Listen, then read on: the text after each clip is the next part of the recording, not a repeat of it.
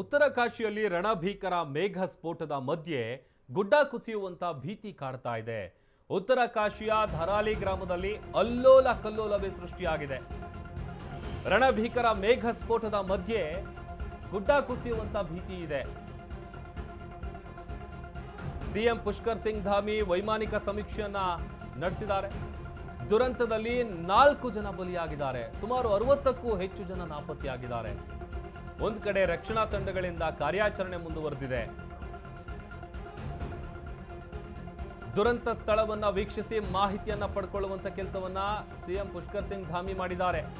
ರಕ್ಷಣಾ ಕಾರ್ಯಾಚರಣೆ, ಪರಿಹಾರ ಕಾರ್ಯಗಳ ಬಗ್ಗೆ ಮಾಹಿತಿಯನ್ನ ಪಡೆದಿದ್ದಾರೆ. ಸಂತ್ರಸ್ತರಿಗೆ ತ್ವರಿತಗತಿಯಲ್ಲಿ ಪರಿಹಾರ ಕಲ್ಪಿಸಿ ಎನ್ನುವಂತ ಸೂಚನೆಯನ್ನ ಕೊಟ್ಟಿದ್ದಾರೆ. ಉತ್ತರ ಕಾಶಿಯಲ್ಲಿ ಭಾರೀ ಮೇಘ ಸ್ಫೋಟ ಸಂಭವಿಸಿದೆ ನಿನ್ನೆ. ಈ ಘಟನೆಯಲ್ಲಿ 4 ಜನ ಸಾವನ್ನಪ್ಪಿದ್ದು ಹಲವಾರು ಕಟ್ಟಡಗಳು ಕೊಚ್ಚಿಕೊಂಡು ಹೋಗಿದೆ. ಉತ್ತರಾಖಂಡದ ಗ್ರಾಮದಲ್ಲಿ ಮಣ್ಣು ಕುಸಿಯುವಂತ ಭೀತಿ ಕೂಡ ಈಗ ಕಾಡ್ತಾ ಇದೆ. ಹೋಟೆಲ್ಗಳು, ಹೋಮ್ ಸ್ಟೇಗಳು ಸಂಪೂರ್ಣವಾಗಿ ನಾಶ ಆಗಿದೆ. ಉತ್ತರಾಖಂಡದ ಮುಖ್ಯಮಂತ್ರಿ ಪುಷ್ಕರ್ ಸಿಂಗ್ ಧಾಮಿ ಪ್ರವಾಹ ಪೀಡಿತ ಸ್ಥಳಗಳಲ್ಲಿ ರಕ್ಷಣಾ ಕಾರ್ಯಾಚರಣೆಗೆ ಆದೇಶವನ್ನು ಕೊಟ್ಟಿದ್ರು. ಈಗ ಸಂತ್ರಸ್ತರಿಗೆ ತ್ವರಿತಗತಿಯಲ್ಲಿ ಪರಿಹಾರವನ್ನು ಕೊಡಿ ಅಂತೇಳಿ ಸೂಚನೆಯನ್ನು ಕೊಟ್ಟಿದ್ದಾರೆ.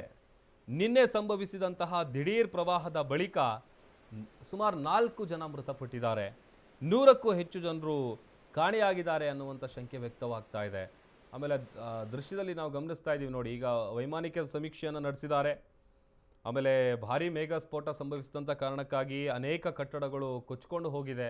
ಎಲ್ಲಿ ನೋಡಿದರೂ ಕೂಡ ಬರೀ ಮಣ್ಣು ಕಾಣಿಸ್ತಾ ಇತ್ತು. ಆ ಥರದ ಪರಿಸ್ಥಿತಿ ಸದ್ಯ ಆ ಭಾಗದಲ್ಲಿದೆ. ಒಂದು ಕಡೆ ನಿರಂತರವಾಗಿ ಕಾಣೆಯಾಗಿರುವವರಿಗಾಗಿ ಹುಡುಕಾಟವನ್ನು ನಡೆಸುವಂಥ ಕೆಲಸ ಆಗ್ತಾ ಇದೆ. ಅದರ ಜೊತೆಗೆ ಹೆಲ್ಪ್ಲೈನ್ ನಂಬರನ್ನು ಕೂಡ ಓಪನ್ ಮಾಡಿದ್ದಾರೆ ಮಾಹಿತಿಯನ್ನು ಕೊಡೋದಕ್ಕೆ. ನೋಡ್ತಾ ಇದ್ದಂತೆಯೇ ಕಣ್ಣು ಮುಂದೆನೇ ಎಲ್ಲವೂ ಕೂಡ ಕೊಚ್ಚಿಕೊಂಡು ಹೋಗಿದೆ. ಈಗ ದುರಂತ ಸ್ಥಳದ ಬಗ್ಗೆ ಇಂಚಿಂಚು ಮಾಹಿತಿಯನ್ನು ಕೂಡ ಪಡ್ಕೊಳ್ಳುವಂಥ ಕೆಲಸವನ್ನು ಪುಷ್ಕರ್ ಸಿಂಗ್ ಧಾಮಿ ಅವರು ಮಾಡಿದ್ದಾರೆ.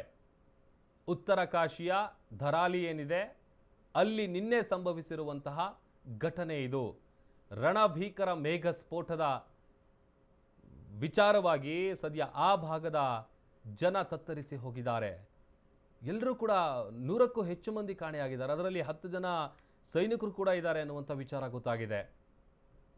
ಆಮೇಲೆ 4 ಜನ ಇನ್ನೂ ಕೂಡ ಸಾವಿನ ಸಂಖ್ಯೆ ಏರಿಕೆ ಆಗುವಂಥ ಸಾಧ್ಯತೆ ಕೂಡ ಒಂದು ಕಡೆ ಇದೆ. ಆಮೇಲೆ ಈಗ ರಕ್ಷಣಾ ತಂಡಗಳೇನಿದೆ ಅವರು ಕಾರ್ಯಾಚರಣೆಯನ್ನು ಸದ್ಯ ಮುಂದುವರಿಸಿದ್ದಾರೆ.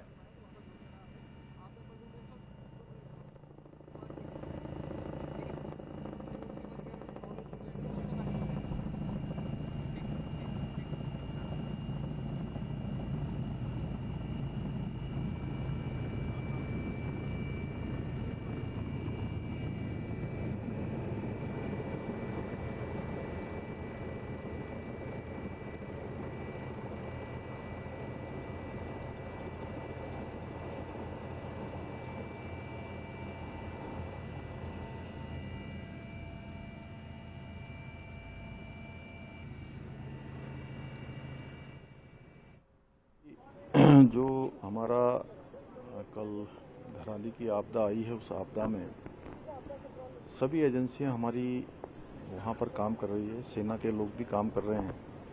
बचाव और राहत के काम में आईटीबीपी भी लगी है, एनडीआरएफ, एसडीआरएफ और स्थानीय लोग, सभी लोग आगे आकर, हमारे जनप्रतिनिधि भी सभी लोग बचाव के काम में लगे हैं.